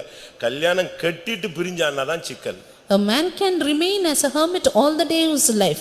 Once he is married, he has to remain there. ஏன்னா அது ஒரு உடன்படிக்கை. Because that is an oath. கையை பிடிச்சு கொடுக்கும்போது அது வந்து நித்திய உடன்படிக்கை மாதிரி தான் அது. When they keep both their hands together, they make an everlasting oath. மரணம் நம்மை அப்படிதானே பேசுறோம், மரணம் நம்மை பிரிக்கும் வரை, Until death part us. மாமியார் நம்மை பிரிக்கும் வரை இல்ல, மாமனார் பிரிக்கும் வரை இல்ல, இல்ல மிஸ் அண்டர்ஸ்டாண்டிங் நம்மை பிரிக்கும் வரை அப்படிலாம் நம்ம யாருமே சொல்றது இல்ல. It's not like until the in-laws part us or until misunderstanding part us. அதனால பெட்டியின் நிமித்தம்ங்கிறது உன்னுடைய பிரதிஷ்டையின் நிமித்தம். Therefore, because of the ark of God means because of a consecration. பிரதிஷ்டை ஒவ்வொருத்தரும் ஒவ்வொரு மாதிரி பண்ணுவாங்க. Everyone will have their own நான் consecration. கொஞ்சம் பிரதிஷ்டை பண்ணி வச்சிருக்கேன். And even I had many அதுபோல consecrations. நீங்களும் பண்ணி வச்சிருப்பீங்க. And so also you would have it. ஒவ்வொருத்தருக்கும் ஒவ்வொரு விதமான பிரதிஷ்டை இருக்கும். அதுல உண்மையா இருந்தா கர்த்தர் உங்களுக்கு ஆசீர்வாதம் தராரு, உண்மை இல்லைன்னா blessing வெளியே போயிட போகுது. Every one of you, as you are faithful in your consecration, you will be blessed. பரிசுத்தத்துக்காக நீ பிரதிஷ்டை பண்ணியிருக்கலாம், Consecration for your holiness, விசுவாசத்துக்காக பிரதிஷ்டை பண்ணியிருக்கலாம், consecration for your faith, தேவ சமூகத்துக்கு வர்றதுக்கு பிரதிஷ்டை பண்ணியிருக்கலாம், consecration to come to the presence of உன்னுடைய God, முடியில பிரதிஷ்டை இருக்கும், consecration in your உன் hair, கண்ணுல பிரதிஷ்டை இருக்கும், consecration in your உன் வாயில eyes, பிரதிஷ்டை இருக்கும், in your mouth, உன்னுடைய ட்ரெஸ்ல பிரதிஷ்டை in இருக்கும், your dressing, உன்னுடைய சாப்பாட்டுல பிரதிஷ்டை இருக்கும், in your food habits, உன் தூக்கத்துல பிரதிஷ்டை in இருக்கும். your sleep. அப்படிதானே நான் சொல்றதெல்லாம் கரெக்ட் தானே? Am I right? உங்களுக்கு ஒவ்வொரு பிரசங்கம் கேட்கும்போது எழுப்புதல் என்னத்தையா பண்ணிவிடுவேன்னு வச்சுக்கோங்க. Every message you hear, you make a consecration in your revival. ஆனா அது சாகர வரைக்கும் நிறைவேற்றணும். இல்லாவிட்டால் கர்த்தர் அதை உன்னிடத்தில் கேட்பார், அது உனக்கு என்னது பாவமாகும்னு உபாகமத்துல சொல்லி இருக்கு. But be faithful unto death. If not, God will ask of you and will become a sin to you. நீ பொருத்தனை பண்ணாதிருந்தால் உனக்கு பாவம் இல்ல. It is better you do not make a vow. ஆனா பொருத்தனை பண்ணி அதை செய்யாதிருந்தால் அது உனக்கு பாவம். But having made a vow, if you defer to pay it, then it is sin to அதுக்கு தான் you. எதையுமே பிராமிஸா பண்ணாதன்னு சொல்றேன். That is why don't promise அத நான் anything. ஃபர்ஸ்ட் சொன்னேன், எந்த பொருத்தனையும் பண்ணிடாத. Don't make any swearing. பண்ணிட்டியா Once you make it, அவ்வளவுதான். நல்ல தீர்மானம் எடுத்து பண்ணணும், சாகர வரைக்கும் அதை ஃபாலோ பண்ணணும். well think and do it, then be faithful unto death. மருந்து எடுக்க மாட்டேன் அப்படின்னா செத்துறணும். இல்ல மருந்து எடுக்கிறதுக்கு உனக்கு பயம் இருக்கு அப்படின்னா நீ எடுக்க மாட்டேங்கிற இந்த பிரதிஷ்டைக்கிட்டே வந்துராத. சோத்திரம் பண்ணி கண்ணை மூடிட்டே உட்கார்ந்துக்கோ அந்த பிரசங்கம் கேட்கும்போது. If you have the fear of death, when you hear the message of divine healing, don't make a decision that you will not go for medicine. மீசையை எடுக்காத, தாடியை எடுக்காத, எடுத்துட்டா வைக்காத. Don't take your mousse and your bird. Once you take it, don't keep it again. நகைய கலத்தாத. Don't remove your jewels. கலத்துனா போடாத. Once you remove it, don't put it நான் சொல்றது again. கரெக்ட் தானே? Am I right? அதான் ஒன்று நீ பாவியாவே இரு, இல்லாவிட்டா பரிசுத்தவனா இரு. இந்த ரெண்டுக்கும் டபுள் ஆக்ட் ட்ரிபிள் ஆக்ட் எல்லாம் பண்ணிடாத. Remain a sinner or a saint, don't act in disguise. வெட்டி நிமித்தம் ஆசீர்வாதம் இருக்கு. There is blessing because of the ark of God. ஒவ்வொருத்தருக்கும் ஒவ்வொரு விதமான பிரதிஷ்டை இருக்கும். Everyone will have their own consecration. தாவீதுக்கு என்ன பிரதிஷ்டை இருந்துச்சு? What was David's N why consecration? மீறாதபடி நான் உடன்படிக்கை பண்ணினேன். I make a covenant that my eyes நான் நலமானதையும் பேசாம எப்படி இருந்தேன்னா ஊமையா உட்கார்ந்திருந்தேன். that my mouth may not transgress, therefore I was dumb with silence. யோபுவை கேட்டா என்ன சொல்வாரு? What would Job say? நான் என் கண்களோடு உடன்படிக்கை பண்ணினேன். I made a covenant with my eyes. யோபு 31:1 சொல்றாரு. Job 31:1 he says. தானியேலை கேட்டா என்ன சொல்வாரு? What will Daniel say? 1:8 சொல்வாரு, நான் ராஜபோஜனத்தினால தீட்டுப்படக்கூடாதுன்னு வச்சிருந்தேன். 1:8 he says, I will not defile myself with the royal இப்படி food. ஒவ்வொருத்தரும் இந்த ஒவ்வொரு விதமான ஒவ்வொரு பாஸ்டரும் பிரசங்கம் பண்ணும்போது எழுப்புதல்ல நீங்க பண்ணுவீங்க. ஆனா பண்றதுக்கு முன்னால நல்ல செல்லுஞ்சலவை கணக்கு பார். Is likewise every one of you will make a consecration when the pastor speaks the messages, but you have to look at the ஒரு cost. அதிகாரம் படிப்பேன்னா அதையாவது சாகுற வரைக்கும் உண்மையா இரு, கொஞ்சத்திலேயாவது உண்மையா இரு. If you make a decision that you will read one chapter a day, be faithful unto death in a little. அதுதான் நான் சொல்றது. That's what I say. அப்ப கொஞ்சத்தில் நீ உண்மையா இருந்தாய் அப்படின்னு கர்த்தர் அதையாவது பாராட்டுவாரு. Then the Lord will say, you will faithful in a few. ஆண்டவரே எனக்கு நல்லா ஜீவன் கொடுத்தால் பலன் கொடுத்தால் 40 அதிகாரம் படிப்பேன் என்று படிக்காம விட்டு இருக்கிற மொத்த சாபத்தையும் வாங்கிக்கிட்டு நரகத்துக்கு போகாத. If you promise God saying, if you give me good health, I will read 40 chapters, finally you don't do it and you will land up in hell. ஒரு அதிகாரம் படிப்பேன்னு சொல்லு, உனக்கு டைம் கிடைச்சா 50 அதிகாரம் படி, ஆசீர்வாதம் தானா வரும். Say you will read one chapter, but if you have time read 50 chapters, then you will have blessing in you. இந்த பெட்டிக்கு பெயர் பல இருக்கு, நான் இப்ப அதுக்குள்ள போக விரும்பல. There are many names for the ark of God, I don't want to go in it. இது ஒரு பெரிய வித்தியாசமான தன்மை உள்ள ஒரு subject. This is a vast different subject. நான் அதுக்கு அந்த ஒரு பேர்லயே நிப்பாட்றேன். I just stop with this one word. பல பேர்களுக்கு போனா இப்ப அது போயிடும், சப்ஜெக்ட் டைம் போய்டும். And if going to other names, உடன்படிக்கை பெட்டி. this is the ark of the covenant. நீங்க பண்ண பிரதிஷ்டை எல்லாம் உண்மையா இருக்கீங்களா? Are you faithful in your covenants? ஒருவேளை if at all, சிம்சோனை போல if like Samson, நீ உன்னுடைய நசரேய பிரதிஷ்டையிலிருந்து விழுந்திருந்தால், you fall in your Nazareth consecration, இல்ல ஜெபத்திலிருந்து நீ விட்டிருந்தா, you fall in your prayer இல்ல life, உன் தனிப்பட்ட விதத்துல ஆத்மாவுல நீ தேவனோடு என்னென்ன உடன்படிக்கை பண்ணியோ அதுல ஏதாவது மிஸ் ஆயிருந்தா, you miss any of the covenants you have made in your personal life. அந்த சிம்சோன் அழுதான். Samson cried, என்னை ஒரு விசை பலப்படுத்தும் என்று கேட்டான். Lord strengthen me this once. அவன் பைபிள் என்ன சொல்லுகிறது? What does the Bible say? அவனுடைய தலை சிரைக்கப்பட்ட பின்பு மறுபடியும் அவனுடைய மயிர் முளைக்க தொடங்கிற்று. After his head was shorn, his hair started to grow again. நியாயாதிபதிகள் 16:22. Judges 16:22. அவன் தலைமயிர் சிரைக்கப்பட்ட பின்பு திரும்பவும் முளைக்க தொடங்கிற்று. Howbeit the hair of his head began to grow again after he was shaven. அதான் முக்கியம். That is important. ஒருவேளை உன்னுடைய பிரதிஷ்டை நஷ்டமாயிருந்தா இன்றைக்கு மறுபடியும் புதுப்பிக்கப்படட்டும், மறுபடியும் உன்னுடைய பிரதிஷ்டை நிமித்தம் நீ ஆசீர்வதிக்கப்படுவாய். If you have lost your consecration, let it be renewed this day once again, and then you will be blessed because of the நீங்க consecration. பண்ண பிரதிஷ்டை எல்லாம் வெளியே சொல்லாதீங்க. Don't tell your consecration outwardly. நீங்க அது ஒரு ரகசியம். That is a mystery. அது ஒரு தனிப்பட்ட விதத்துல நீ பண்ணிருவ. It may be a personal அது consecration. எல்லாத்தையும் சொல்லணும்லாம் ஒண்ணும் பைபிள்ல சொல்லல. The Bible doesn't say tell it to everyone. விசுவாசத்தின் ரகசியத்தை சுத்த மனசாட்சியில் என்ன செய்யுங்க? காத்துக்கொள்ளுங்க. Hold the mystery of faith in pure conscience. ஆனா ஒன்னு சொல்றேன், நல்லா கவனிங்க. But one thing, listen. ஊழியக்காரங்க என்ன பிரதிஷ்டைனாலும் பண்ணிடலாம். Servants of God can make any consecration. இது ஒற்றை மாட்டு வண்டி. This is a cart with one bullock. விழுந்தாலும் எழுந்தாலும் பிரச்சனை இல்ல, அவன்தான் அதுக்கு உத்தரவாதி. One ox, then even if it falls or rises up, he is responsible. ஃபேமிலில இருக்கிறவங்க, But in families, புருஷனோ மனைவியோ, husbands or இல்ல wives, பிள்ளைகளோ, or children, நீங்க பிரதிஷ்டை பண்ணும்போது சில பிரதிஷ்டைகளை நீங்க புரிஞ்சுக்கிட்டு ரெண்டு பேரும் சேர்ந்து பண்ணணும். when you make consecration, understand with one another and then make it. ஏடா கொடமா ஏதாவது பிரசங்கத்தை கேட்டுக்கிட்டு நீ புதுசா பண்ணிட்டு வீட்டுல போய் சண்டையும் சச்சரவும் பிரிவினையும் கொண்டு வந்து பெந்தேகோஸ்ல போனா பிரிஞ்சிருன்னு சொல்றதுக்கு காரணம் இதுதான்.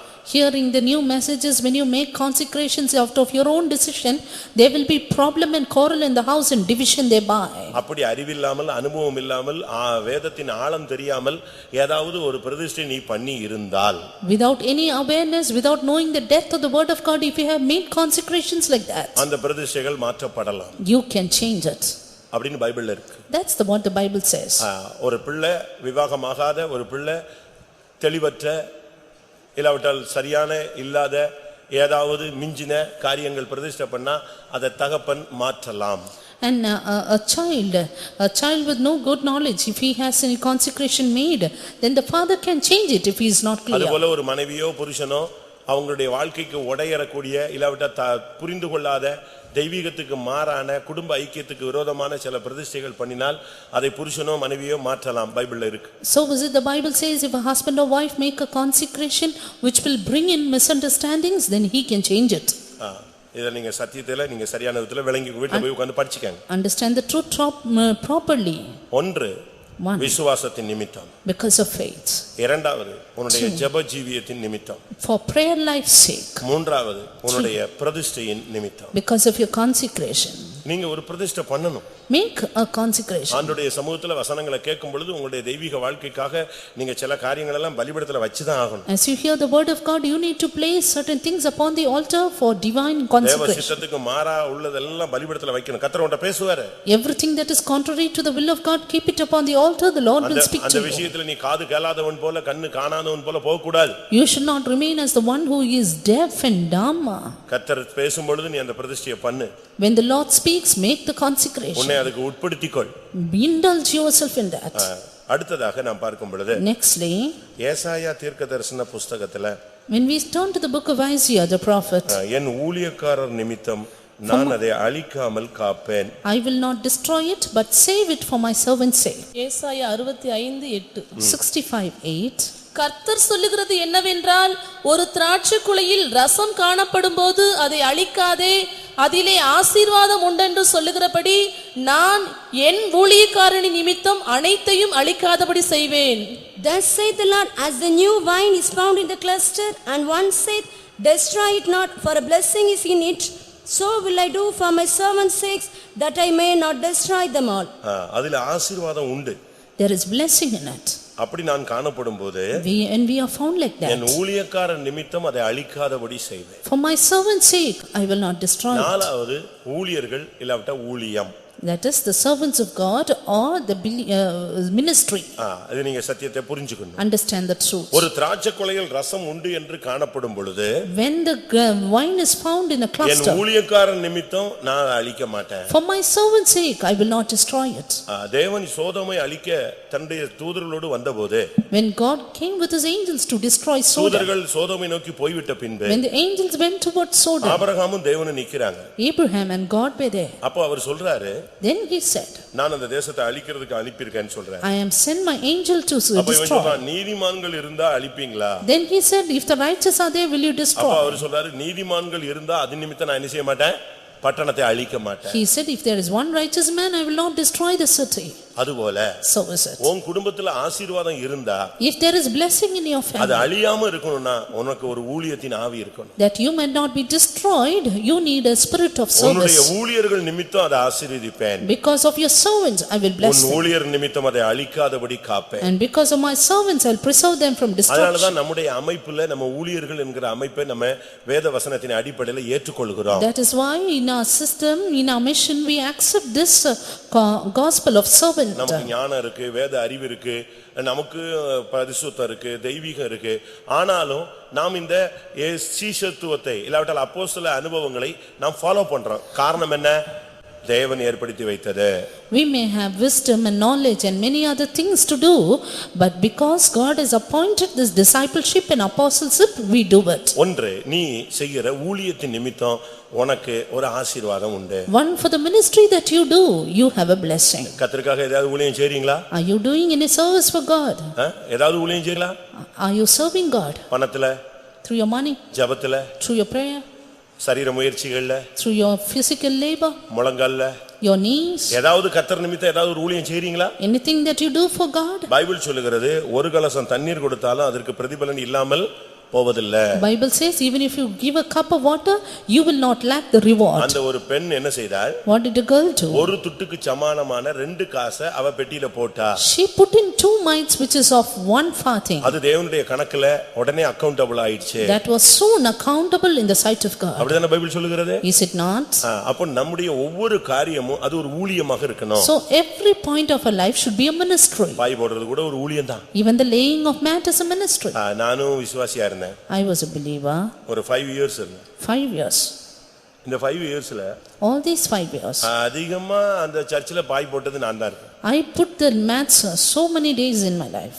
சாயங்காலம் ஸ்கூல் முடிஞ்சு வருவேன், +1 +2 டைம்லாம். During the time of my +1 and +2. Even college டைமும் அதே தான். And even during the college days. Hall பெருக்கிறது, The sweeping of பாய் all, போடுறது, then playing of mic mats, வைக்கிறது, and keeping the setting of பாத்ரூம்ல mics, தண்ணி எல்லாம் ஃபில் பண்றது, filling the water in the bathrooms. அதுக்கு பிறகு மீட்டிங் முடிஞ்ச உடனே எல்லாத்தையும் எடுத்து வைக்கிறது, And soon after that, meeting is over, keeping up everything. அடுத்து ஃபெய்த்தம்ல விறகு உடைக்கிறது, Then turning the firewood in the faith homes. செடிக்கெல்லாம் இப்ப மாதிரி மாதிரி மோட்டர் வச்சுலாம் தண்ணி கிடையாது, நம்ம தான் இறச்சி ஊத்தணும். And we have to draw water and pour it for the plants. சரி, இது விசுவாசியா இருக்கும்போது. And this was when I was a believer. ஊழியத்துக்கு வந்த பின்பு After having come to the அப்படி நேரா ministry, சின்ன பாஸ்டரா வானத்துல இருந்து குதிச்சிட்டாரா? I did not jump like a assistant pastor from heaven. ஒண்ணும் கிடையாது. Nothing like that. நான் பட்டாபுரம்ல அசிஸ்டண்டா இருந்தேன். I was an assistant in காலையில Pattabram. 6:30க்கு அந்த மேஸ்திரி வேலையை தொடங்குவான்.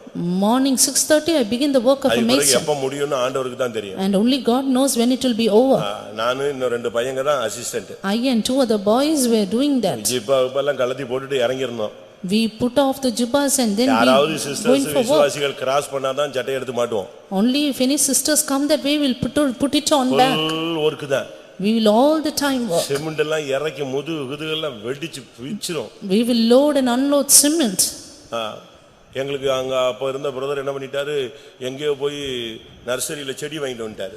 And during that time that brother brought the plants from the nursery. எனக்கு கொஞ்சம் செடி, இன்னும் 2 பசங்க இருக்கானுங்க, அவங்களுக்கு 2 பேருக்கும் செடி. And plants for me and for 2 the other boys. Motor சிஸ்டம்லாம் கிடையாது. There was no motor. 7 சிஸ்டரும் அவரும் உட்கார்ந்து காலையில 6 மணி ஜெபத்துல உட்கார்ந்திருப்பாங்க. 8:30க்கு முடியறதுக்குள்ள நானும் அந்த பசங்களும் சும்மா போட்டு கிணத்துல தண்ணி எடுத்து அவன் செடியை ஊத்தி முடிச்சிடணும். All the sisters will be in prayer, but we have to be in competition drawing water to water the plants. சும்மா ஒண்ணும் நேரடியா குதிச்சிரல, டபால்னு குதிச்சிட்டு என்னை மேய்க்கிறான், ஆளோட்டிகளாக இருக்கிறார்கள், எகிப்தின் ஆளோட்டி மாதிரி செய்றாங்கல்ல, உன் புத்தி அப்படிதான் பேசு. We did not directly jump from heaven to be taskmasters over you. எல்லா வேலையும் முடிச்சிட்டு தான் இங்க உட்கார்ந்திருக்கோம். After doing every work, finally we are come down. சரியான ஹார்ட் ஒர்க் பண்ணுவோம். We had a good hard work. சாதாரண ஹார்ட் ஒர்க்லாம் இல்ல, சரியான ஹார்ட் ஒர்க் பண்ணுவோம். Not an ordinary hard work, severe hard work. அடிச்சு விறகுலாம் உடைச்சு கால் கையெல்லாம் பிச்சிட்டு நிப்போம்.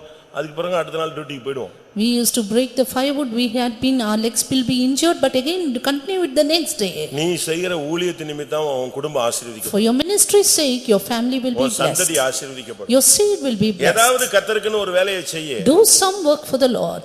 உங்களுக்காக உங்க பிள்ளைகளுக்காகனா நீங்க என்னெல்லாம் வேலை செய்றீங்க? Would you do so many things for you and for your children? ஐயோ, வானத்தையும் பூமியையும் சுத்திட்டு வந்துருவீங்க உங்க பிள்ளைகளுக்காக. Even if it permits, even roll the heavens. கர்த்தருக்காக எதையாவது ஒன்னு செய். But do something for the Lord. அது உனக்கு நான் சொல்ற மாதிரி கணக்கில் இடப்படும். And that will be accountable. பினகாஸ் பக்தி வைராக்கியம் பாராட்டினான், அது அவனுக்கு நீதியாக எண்ணப்பட்டதுன்னா நினைக்கப்பட்டதில்லை, என்னது கணக்கிடப்பட்டது. Phinehas showed the seal and it was imputed unto him for righteousness. நீ என்ன செய்றியோ அது கணக்குல கிளியர் ஆயிடும். What you do will be accountable. அப்படினா நம்ம கர்த்தருக்காக என்ன செய்றோம்? So then what are we doing for the Lord? ஒரு சிலர் வரவேற்பு ரிசப்ஷனிஸ்ட்னா ஓகே, ஆனா பாத்திரம் கழுவணும்னா முடியாது. Some say receptionist is okay, but vessel washing is not. அப்படி இருக்க கூடாது. We should not be like that. எல்லாத்துக்கும் நீ ரெடியா இருக்கணும். You should be ready for everything. அடி குப்பை அள்ளினா அள்ளிரணும். And if you have to take the dust, then you do it. போய் அங்க போய் பாட்டு பேப்பர் கொடுனா அதுக்கும் டக்குன்னு மாறிரணும். To distribute the song sheets, do even that. நான் விசுவாசியா இருக்கும்போது சபையில யாராவது விசுவாசி செத்து போயிட்டானா எல்லாரும் வீட்லயும் போய் சொல்லிட்டு வரணும். When I was a believer, if somebody die in the church, then I have to inform every houses. எனக்கு எங்க அம்மாவும் 2 சிஸ்டரும் ரட்சிக்கப்பட்டிருந்தாங்க. My mother and both my sisters were saved. அவங்க எனக்கு senior. They were seniors to me. ஆனா நான் எல்லா வீட்டுக்கும் சொல்லிட்டு ஒவ்வொரு ஏரியாவுக்கும் ஒவ்வொருத்தர் போவோம். சொல்லிட்டு நான் வீட்டுக்கு வந்தா என்னடா வெட்டியான வேலை முடிஞ்சிச்சா அப்படிம்பாங்க எங்க அம்மாவும் அக்காவும். I should go to every houses, inform them, and finally when I return, my mother will say, "Is your work over?" அதுக்கு எவனாவது போய் சொல்ல வேண்டியதானே, நீ ஏன் போற? Somebody else should go. Why are you going for that? உனக்கு மரியாதையா நடந்துக்க தெரியல. You do not know how to walk with respect. செத்து போனது இந்த விசுவாசி செத்துட்டான், இத்தனை மணிக்கு அடக்கம். இப்ப மாதிரி போன் செல் நெட் இதெல்லாம் ஒரு மண்ணும் கிடையாது. The believer is dead and this time will be the funeral service. We do not have the net connections as போய் now. சொன்னாதான் ஜாவுக்கு வருவான். You have to go and inform to the houses and they will come. இத போய் சொல்லிட்டு ஒரு சுத்திட்டு வீட்டுக்கு வந்தா கேட்பாங்க, வெட்டியா வேலை முடிஞ்சிச்சா? என்ன பண்றது, உன் தலையில அப்படி எழுதி இருக்காரு ஆண்டவர். Finally, after coming to the house, I have to get scoldings from my mother also. யோசிச்சு பாருங்க. Just think. உன்னுடைய ஊழியத்து நிமித்தம் தான் ஆசீர்வாதம் வரும். Yes, blessing through your ministry. அதுக்குள்ளே இன்னொரு பாயிண்ட், ஊழியக்காரர் நிமித்தம் ஆசீர்வதிப்பேன். Another thing is, I will do it for my servants' sake. ஊழியக்காரங்கங்கற ஒரு அமைப்பை தெய்வம் வச்சிருக்கார். God has involved the system of the ministers. நம்ம சம்பாதிக்கிறதுக்கு வச்ச அமைப்பு கிடையாது. This is not for our earnings. Old டெஸ்டமென்ட்ல இருந்தே அந்த பாலிசியை தெய்வம் தன்னுடைய மனசுல வச்சிருக்கார். God had that policy while in the Old Testament itself. அவன் எப்படி இருக்கணும்? How should we do பழைய it? ஏற்பாட்டுல நீங்க உபாகமத்துல நீங்க படிச்சு பாத்தீங்கன்னா, In Deuteronomy in the Old Testament, பழைய ஏற்பாட்டுல நல்ல ஸ்ட்ரிக்ட்டா தான் வச்சிருந்தாரு. they had kept it in a strict manner. But அத ஃபாலோ அநேகர் பண்ணல. But many did not follow it. அப்படி பண்ணலன்னா சாவுன்னு சொன்னாரு, செத்தா கூட அவங்களுக்கு ஒருத்தனுக்கும் செயல்பாடு வரல. When he said, if you don't do it, you will die, even then nobody understood it. உபாகமம் 33 Deuteronomy 33:9. தன் தகப்பனுக்கும் தன் தாய்க்கும் நான் உங்களை பாரேன் என்று சொல்லி தன் சகோதரரை அங்கீகரியாமல் தன் பிள்ளைகளையும் அறியாமல் இருக்கிறவன் வசமாய் அவைகள் இருப்பதாக அவர்கள் உம்முடைய வார்த்தைகளை கைக்கொண்டு உம்முடைய உடன்படிக்கையை காக்கிறவர்கள். Who said unto his father and to his mother, I have not seen him, neither did he acknowledge his brethren, nor knew his own children, for they have observed thy word and keep thy covenant. இது லேவியை குறித்து சொல்லப்பட்ட வார்த்தை. This is a word about Levi. பழைய ஏற்பாட்டு ஊழியக்காரன் லேவியே தன் தகப்பனுக்கும் தாய்க்கும் நான் உங்களை பார்க்க மாட்டேன்னு சொல்லணும் அப்படின்னு இருக்கு. To the Levi of the Old Testament it is said, say to your father and mother, I have not seen. சகோதரனை பார்த்து அவனை அங்கீகரிக்க கூடாதுன்னு சொல்லி. You should not acknowledge your brethren. அவனுக்கு பிள்ளை இருந்தா அந்த பிள்ளைய கூட எனக்கு தெரியாதுன்னு சொல்லணும். And if he has children, he should say, I know them not. ஆனா அத அவங்க ஃபாலோ பண்ணல. But they did not do it. அதனால தான் புதிய ஏற்பாட்டுல இப்படி ஒரு ஊழியத்தை இயேசு ஏற்படுத்தினார். Therefore Jesus set up such a ministry in the New Testament. இந்த ஊழியத்தோடு நீ நிக்கும் பொழுது, இல்லாட்ட இந்த ஊழியர்களோடு நீ நிக்கும் பொழுது, அது நிமித்தம் உனக்கு அழிவு வராமல் பாதுகாக்கப்படுகிறது. When you stand with this ministry with the servants of God, then you are preserved from destruction. ஒரு திராட்சை கொலையில் ரசம் உண்டாகும் பொழுது ஆசீர்வாதம் உண்டு என்று சொல்லுகிறபடியே என்னுடைய ஊழியக்காரன் நிமித்தம் அந்த ஆசீர்வாதத்தை அழிக்காதபடி நான் காப்பேன். As the new wine is found in the cluster and one say destroyed not, for a blessing, so will I do it for my servant's sake. ஊழியக்காரங்க நிமித்தம் அநேக நியாயத்தீர்ப்பிலிருந்து விசுவாசிகள் தப்பிக்கொள்கிறார்கள். Believers escape many judgment because of the servants of God. இப்ப நீங்க பாருங்க, யாக்கோபு ஆசீர்வதிக்கப்படணும். Jacob should be blessed. இப்ப தாய் அவனை கூப்பிட்டு அவனுக்கு Dress எல்லாம் மாட்டியாச்சு. His mother called him and put on the dress upon him. அப்ப புறப்படும்போது அவன் சொல்றான், When he started, he said, நான் வேஷம் எல்லாம் நல்லா தான் இருக்கு. my disguise is good. அந்த ஆள் கண்டுபிடிச்சாருன்னா, But he finds it out. ஆசீர்வாதம் கிடைக்காது. எது கிடைக்கும் எனக்கு? சபிச்சு கொன்னுடுவார். I would get curse instead of blessing. உடனே அந்த தாய் என்ன சொன்னா? Then what did the mother tell? மகனே நீ போ. You go. அப்படி ஒரு விசை சாபம் வந்துருச்சுன்னா அது யார் மேல வரட்டும்? என் மேல வரட்டும். If at all curse comes upon you, then let it come upon you. இதுதான் ஊழியக்காரனுடைய வேலை. This is the work of a நீ servant of God. ஆசீர்வதிக்கப்படணும். அது நிமித்தம் சாபம் வந்தா இவன் வியாதிப்பட்டு சாக கூட ரெடியா இருக்கான். அதுதான் நம்முடைய அமைப்பு. You should be blessed. If at all curse comes, then he is ready to die for you. That is our system. கொலோசியர் என்ன சொல்லுகிறது? What is said in Colossians? 2ஆம் அதிகாரம் Chapter 2. முதலாம் வசனம் என்ன சொல்லுது? Verse 1. உங்களுக்காகவும் லவோதிக்கேயாவில் இருக்கிறவர்களுக்காகவும் சரீரத்தில் என் முகத்தை காணாதிருக்கிற மற்றெல்லாருக்காகவும் மிகுந்த போராட்டம் எனக்கு உண்டென்று நீங்கள் அறிய விரும்புகிறேன். For I would that ye know the great conflict I have for you and for them at Laodicea and for as many as have not seen my face in the flesh. சரீரத்துல என்னைய பார்க்காதவங்க மூலமா கூட எனக்கு என்ன இருக்கு? ஒரு ஊழியக்காரனுக்கு போராட்டம் பிரச்சனைகளை அவன் ஏத்துக்கறான். For a servant of God, he has conflict in him, even about through those who have not seen his face. அப்ப இதிலிருந்து என்ன விளங்கிக் கொள்றோம்? What do we understand ஒரு from this? ஊழியக்காரன் நிமித்தம் அந்த சபைக்கு ஆசீர்வாதம் இருக்கு. அப்படினாலதான் ஊழியக்காரங்களோட நீங்க க்ளோஸா இருங்கன்னு சொல்றோம், மாம்சீகமாக அல்ல. Because of the servant of God, you have blessing in the church. Therefore, you want to remain. You have to remain in fellowship with the servants of God, but not in a carnal manner. எபிரேயர் 13ஆம் அதிகாரத்தை நான் பார்க்கும் பொழுது, Turning to Hebrews 13. உங்களை நடத்துகிறவர்களை பற்றி அங்கே சொல்லி இருக்கு. It is said about those who lead you. 7ஆம் வசனம். Verse 7. தேவ வசனத்தை உங்களுக்கு போதித்து உங்களை நடத்தினவர்களை நீங்கள் நினைத்து அவர்களுடைய நடக்கையின் முடிவை நன்றாய் சிந்தித்து அவர்களுடைய விசுவாசத்தை பின்பற்றுங்கள். Remember them which have the rule over you, who have spoken unto you the word of God, whose faith follow, considering the end of their conversation. 17ஆம் வசனம். Verse 17 also. உங்களை நடத்துகிறவர்கள் உங்கள் ஆத்துமாக்களுக்காக உத்திரவாதம் பண்ணுகிறவர்களாய் விழித்திருக்கிறவர்கள் ஆனபடியால் அவர்கள் துக்கத்தோடே அல்ல சந்தோஷத்தோடே அதை செய்யும்படி அவர்களுக்கு கீழ்ப்படிந்து அடங்குங்கள். அவர்கள் துக்கத்தோடே அப்படி செய்தால் அது அவர்களுக்கு பிரயோஜனமாய் இருக்க மாட்டாதே. Obey them that have the rule over you and submit yourselves, for they watch for your souls as they that must give account, that they may do it with joy and not with grief, for that is unprofitable for you. அவர்கள் துக்கத்தோடு செய்தால் அது உங்களுக்கு பிரயோஜனமா இருக்க மாட்டாதே. If they do it with grief, it is not profitable. உங்களுக்கு பிரயோஜனமா இருக்க மாட்டாதே. It will not be profitable for you. அப்ப இதிலிருந்து என்ன விளங்கிக் கொள்றோம்? What do we understand from this? நடத்துறவங்களுக்கு நம்ம கீழ்ப்படிந்து அடங்கி போகணும். ஏன்னா அவங்க உங்கள் ஆத்துமாக்களுக்காக உத்தரவாதம் பண்ணுகிறவர்கள். We must be obedient and submissive to those who lead us because they watch for our souls. அதனால தான் ஊழியக்காரங்க விஷயத்துல ரொம்ப கவனமாக இருக்கணும். Therefore, in the matter of the servants of God, be very careful. இவ்வளவு சொல்லிட்டேன்னு சொன்ன உடனே பிரதருக்கு காபி, அக்காவுக்கு முட்டை, இல்லாவிட்டா கறின்னு தூக்கிட்டு ரோட அலையக்கூடாது. Therefore, saying this, don't bring the milk and the egg for those people. ஒவ்வொரு ஆளா தேடிட்டு அலையக்கூடாது. Don't move behind anyone. அப்படி தனிப்பட்ட விதத்துல மனுஷிக அன்பு நம்ம என்ன செய்யக்கூடாது, கொண்டு வரக்கூடாது. We should not bring about a carnal attachment with anyone. ரொம்ப டீசென்ட்டா இருக்கணும். We should be decent. உனக்கும் அவங்களுக்கும் கேப் இருந்துகிட்டே இருக்கணும். There should be a gap between you and them. இந்த பஸ்ல எழுதி போட்டிருப்பான் 10 மீட்டர் இடைவெளி விட்டு வரவும். Behind the bus it will be written. இல்லாவிட்டா என்ன நடக்கும்? இடிச்சிக்கிட்டு ஆக்சிடென்ட் ஆகும்.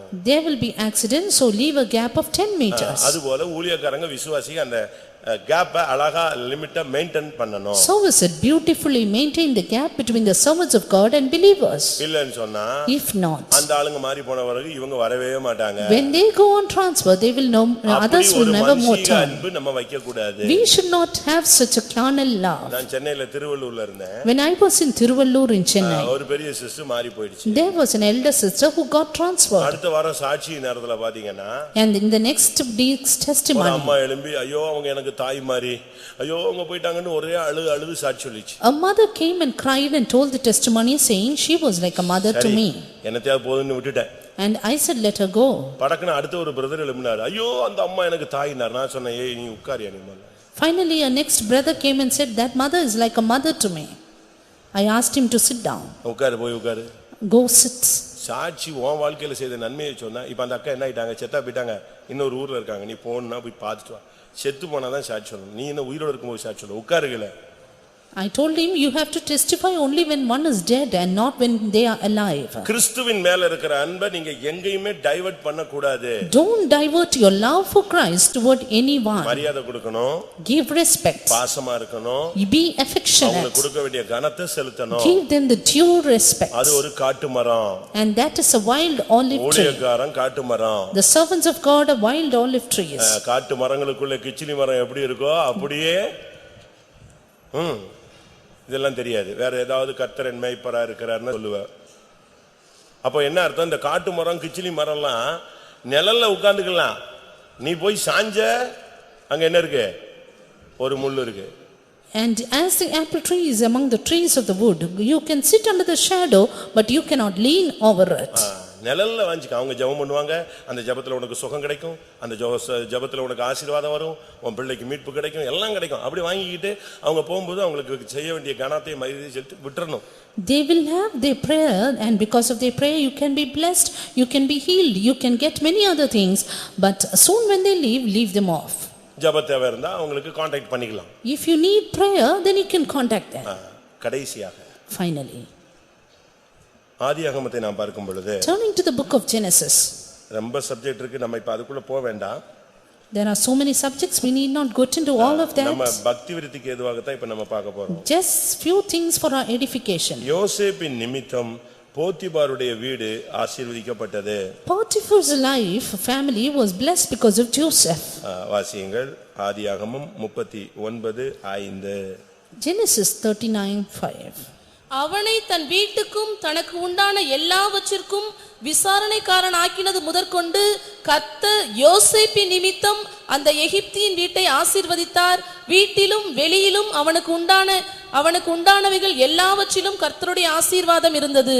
And it came to pass from the time that he had made him overseer in his house and over all that he had, that the Lord blessed the Egyptian's house for Joseph's sake, and the blessing of the Lord was upon all that he had in the house and in the field. அவன் ஒரு அந்நியன், He was a stranger. அவன் ஒரு எகிப்தியன். He was an ஆனா Egyptian. இந்த யோசேப்பின் நிமித்தம் But because of this Joseph, அவனுக்கு வீட்டுல வெளியில உண்டானதுல எல்லாவற்றிலும் கர்த்தருடைய ஆசீர்வாதம் வந்துருச்சு. he had the blessing of God in all that he had, in the field also. நீ ஒரு கம்பெனி அந்நியனுடைய கம்பெனில நீ வேலைக்கு போய் சேர்ந்தாலும் உன் நிமித்தம் அந்த company ஆசீர்வதிக்கப்படணும். Even if you join the company of a stranger, Gentile, he should be blessed because of you. அதுதான் தேவனுடைய திட்டம். That is the plan of God. அவன் பார்க்கணும் இந்த மனுஷன் வந்த பிறகுதான் நம்முடைய கம்பெனி நல்லா இருக்குன்னு சொல்லணும். And he should be able to understand that because of this man our company is blessed. ஒரு அந்நியன் எகிப்தியன் வீடு ஒரு யோசேப்பின் நிமித்தம் வீடு வெளியே எங்க பார்த்தாலும் ஆசீர்வாதம் வந்துருச்சு. And the house of an Egyptian was blessed all around because of that Egyptian. இதுக்குள்ள ரெண்டு மறைஞ்சிருக்கு. Because of that Israelite, two ஒன்று things. பாவத்தை விட்டு விலகின வாழ்க்கை இருந்தால் உனக்கு ஆசீர்வாதம் உண்டு. One, if you have a life departed from sin, you will be blessed. இரண்டாவது பரிசுத்தமா இருந்தால் உன்னுடைய வாழ்க்கை இந்த ரெண்டுமே ஒண்ணுதான். Two, if you live holy, you will be blessed. உன்னுடைய வாழ்க்கையில பரிசுத்தம் ரொம்ப முக்கியம். பாவத்தை விட்டு விலகி ஓடி உன்னை காத்துக்கொள்ள வேண்டியது ரொம்ப முக்கியம். Holiness is very much important in your life. Depart from sin and keep yourself. தேவனால் பிறந்தவன் பாவம் செய்யான், அவன் தன்னை காக்குறான், பொல்லாங்கன் அவனை தொடான். 1 யோவான் 5 கடைசியில சொல்லப்பட்டிருக்கிறது. 1 John 5, the last verse, it is said, he that is born of God keepeth himself, he cannot sin. 18 5:18 5:18. தேவனால் பிறந்த எவனும் பாவம் செய்யான் என்று அறிந்திருக்கிறோம். தேவனால் பிறந்தவன் தன்னை காக்கிறான், பொல்லாங்கன் அவனை தொடான். We know that whosoever is born of God sinneth not, but he that is begotten of God keepeth himself, and the wicked one toucheth him not. உனக்குள்ள பாவத்தை வெறுக்கிற வாழ்க்கை, பாவத்தை விட்டு விலகி ஓடுகிற வாழ்க்கை, பரிசுத்தமாய் வாழ்கிற வாழ்க்கை இருந்தா உன் நிமித்தம் எல்லாருக்கும் ஆசீர்வாதம் வரும். If you have a life eschewing evil, running away from evil and living a holy life, all will be blessed because of you. பரிசுத்தம் இல்லாமல் ஒருவனும் தேவனை தரிசிப்பது. Holiness without which no man shall see you. பரிசுத்தங்கிறது ரொம்ப முக்கியமான பகுதி. And holiness is one thing very அதனுடைய important. Starting பாவத்தை விட்டு நீ விலகி ஓடுவது. The beginning of that is flee away from sin. பாவத்தை எதிர்ப்பது இருக்கிறது. And that is resisting sin. பாவத்தை வெறுப்பது ஒன்று இருக்கிறது. Hating sin. பாவத்தை விட்டு விலகி ஓடுவது ஒன்று இருக்கிறது. Fleeing away from sin. பாவத்தை ஜெயிப்பது ஒன்று இருக்கிறது. Overcoming sin. இப்படி எல்லாம் பல எக்ஸ்பீரியன்ஸ் இருக்கு. There are various experiences. இதுல பரிசுத்தங்கிறது ரொம்ப முக்கியம். Holiness is very much important. அந்த பரிசுத்தத்தின் நிமித்தம் because of that holiness அவன் ஜெயிலுக்குள்ள போனான். he went to jail. ஆனா அந்த பரிசுத்தத்துக்காக அவன் நின்னதனால ஜெயில்ல இருந்து அவன் எங்க போய்ட்டான்? சிறைச்சாலையில இருந்து சிங்காசனம் போனான். But because he stood for the holiness, we see out of prison he went to the throne. எல்லாரும் கண்களை மூடுவோம். Let's close our eyes. இந்த மாலை வேளையில சில வசனங்களை நம்முடைய தியானத்துல கர்த்தர் கொண்டு வந்திருக்கிறார். This evening the Lord has brought certain verses to our meditation. அது நமக்கு உங்களுக்கும் எனக்கும் பக்தி விருத்திக்கு எதுவாய் அமைந்திருக்கும். It may be for our edification for you and me too. ஒரு 2 நிமிஷம் எல்லாரும் முழங்கால் போடலாம். For 2 minutes on knees. ஆதாம் நிமித்தம் உன் நிமித்தம் பூமி சபிக்கப்பட்டிருக்கும் என்று சொன்னார். For Adam's sake the earth shall be cursed. சாராயின் நிமித்தம் ஒரு தேசத்தில் உள்ள எல்லா பெண்களுடைய கற்பம் அடைக்கப்பட்டு போய்விட்டது. For Sarah's sake and all the women in the land became barren. ரெபெக்காள் நிமித்தம் ஒரு வார்த்தை கிடைத்தது, நீ வைத்திருக்கிற அந்த பெண் நிமித்தம் நீ செத்தாய் என்று ஒரு ராஜாவுக்கு செய்தி கொடுக்கப்பட்டது. And for Rebekah's sake it was said unto a king that because of that woman you will die. உன் நிமித்தம் மற்றவர்களுக்கு மரணமோ, உன் நிமித்தம் மற்றவர்களுக்கு சாபமோ, உன் நிமித்தம் மற்றவர்களுக்கு வியாதியோ அனுமதிக்கப்படக்கூடாது. Because of you others should not permitted curse, death and sickness. பாருங்க, பார்க்கலாம், முழங்கால் போடுறீங்களா இல்லையா யோசிக்கிறீங்களா? எப்படி இருக்கு? ரொம்ப நாள் ஆச்சு நான் வந்து, அதனால உங்களுக்கு ட்ரைனிங் வேற ட்ரைனிங் ஆசீர்வதிக்க விரும்புகிறார். Because of you the Lord wants to bless. ஆபிரகாமின் நிமித்தம், because of Abraham, யாக்கோபின் நிமித்தம், for Jacob's sake, பெட்டியின் நிமித்தம், for the ark of God, ஊழியர்கள் நிமித்தம், because of the servants, ஊழியத்தின் நிமித்தம், because of the ministry, பாவத்தை விட்டு விலகி ஓடுவதின் நிமித்தம், because you flee away from sin, பரிசுத்தத்தின் நிமித்தம், because of holiness. கர்த்தர் ஒரு பெரிய ஆசீர்வாதத்தை வீட்டில் உள்ளவர்களுக்கு, வீட்டில் வெளியில் எங்கும் ஆசீர்வாதம். There will be blessing in your family, in your life and all around in the field. எல்லாரும் கண்ண மூடி முழங்கால் போடுங்க. Let's close our eyes and be on our knees. உன்னுடைய விசுவாசத்தின் நிமித்தம் கர்த்தர் உன்னை ஆசீர்வதிக்க போகிறார். Because of your faith God is going to bless you. உன்னுடைய ஜெபத்தின் நிமித்தம் கர்த்தர் ஆசீர்வதிக்க Because of விரும்புகிறார். your prayer life he wants to bless உன்னுடைய you. பிரதிஷ்டையின் நிமித்தம் கர்த்தர் ஆசீர்வதிக்க He விரும்புகிறார். wants to bless you for your consecration. உன்னுடைய ஊழியத்தின் நிமித்தம் கர்த்தர் உன்னை ஆசீர்வதிக்க He wants to விரும்புகிறார். bless you for your ministry. உன்னுடைய ஊழியக்காரர் நிமித்தம் உன்னை ஆசீர்வதிக்க He விரும்புகிறார். wants to bless you for the servants of God. பாவத்தை விட்டு விலகி ஓடி உன்னை காத்துக் கொள்ளுகிறதினால் உன்னை ஆசீர்வதிக்க விரும்புகிறார். He wants to bless you for your sinful உன்னுடைய life. பரிசுத்தத்தின் நிமித்தம் கர்த்தர் உன்னை பாதுகாக்க ஆசீர்வதிக்க விரும்புகிறார். He wants to bless you for your holy life. கர்த்தாவே இந்த வசனங்களின்படி வாழ எனக்கு அருள் செய்யும் என்று வாயை திறந்து கேளுங்கள். Open your mouth and ask the Lord, Lord bless me according to this verse. ஆமென். கர்த்தருடைய வல்லமை நம்மை ஆளுகை The செய்யட்டும். power of God may it rule over you. ஆமென். கர்த்தர் இன்றைக்கு உனக்கு ஒரு விசுவாசத்தையும் பரிசுத்தத்தையும் ஒரு பிரதிஷ்டையும் தெய்வீகத்தையும் ஜெபத்தையும் தருவாராக. May the Lord grant you faith and prayer life and holiness also. இது நிமித்தம் நீ ஒரு பரிசுத்தத்தை பெற்றுக்கொள்வாயாக. Because of it may you receive a holiness. பரிசுத்தம் இல்லாமல் ஒருவனும் மகிமையை சந்திக்க முடியாது. Holiness without which no man shall see the glory கர்த்தாவே of என்னை God. பலப்படுத்தும். Lord strengthen me. ஆசீர்வாதத்தின் பாத்திரமா என்னை மாற்றும். Make me a vessel of blessing. ஒரு நிமிஷம் வாயை திறந்து ஜெபிங்க. கர்த்தருடைய வல்லமை உங்களை நிரப்பட்டும். கூட்டத்தை முடிக்கலாம். 1 minute, open your mouth and pray. May the blessing of the Lord fill us.